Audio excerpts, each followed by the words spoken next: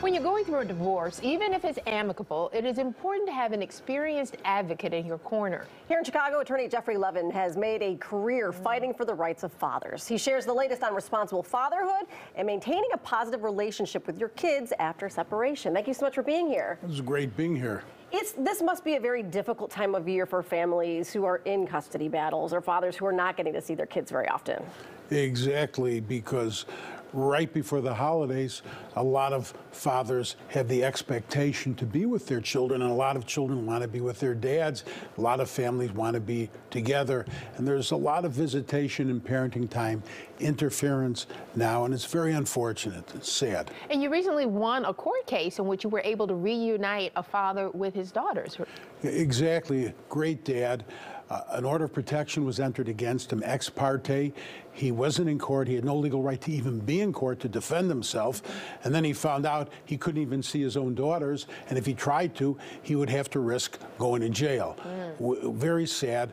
We went to court. We fought. We won. The order of protection was vacated. So now he's reunited with his children, and he can look forward to spending Christmas with his daughters instead of spending Christmas in jail. Yeah, what would someone do if their spouse or their ex is not complying with the court? There's different strategies. One is civil enforcement through a petition for rule to show cause for a finding of contempt.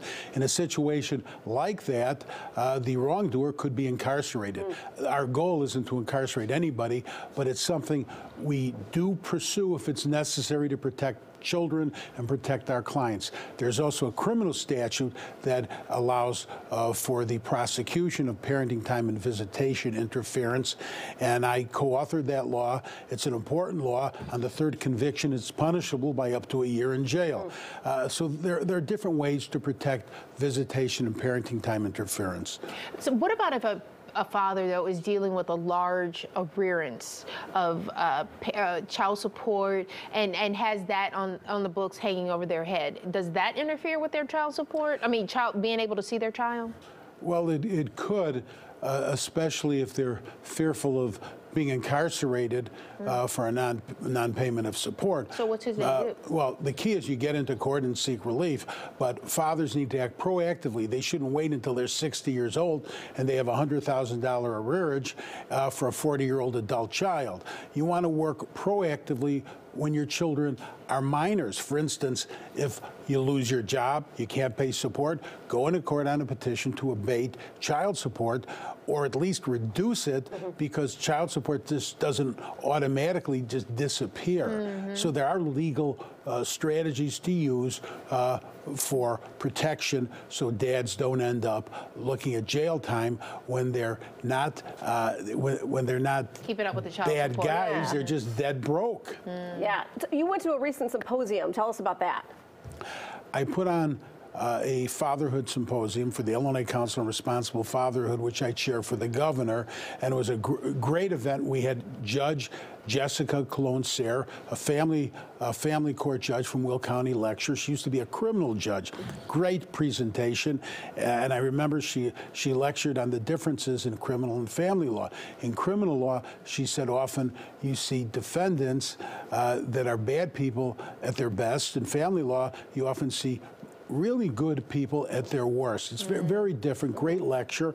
I also awarded Dave Dahl with the Outstanding Illinois Father Award. He raised 2 children, great father. One now is an adult in the Illinois National Guard. Great boy. And the other one is disabled, who he's still caring for. He's a great father, a great human being. And after the award, the governor congratulated him, and I'm glad Governor Pritzker did that because he's a great dad, a great human being. You know, a lot of people look at fathers as not necessarily wanting to be involved with their children, but you have been working in this arena for a long time. What are some of the myths that you can bust about, you know, fathers not being active and not being involved and wanting to be involved in their children's lives? Well, there's a lot of negative stereotypes about fathers that are completely false. There are a lot of people that believe fathers fathers are biological necessities, but social accidents. Dr. Margaret Mead once said that. Not true.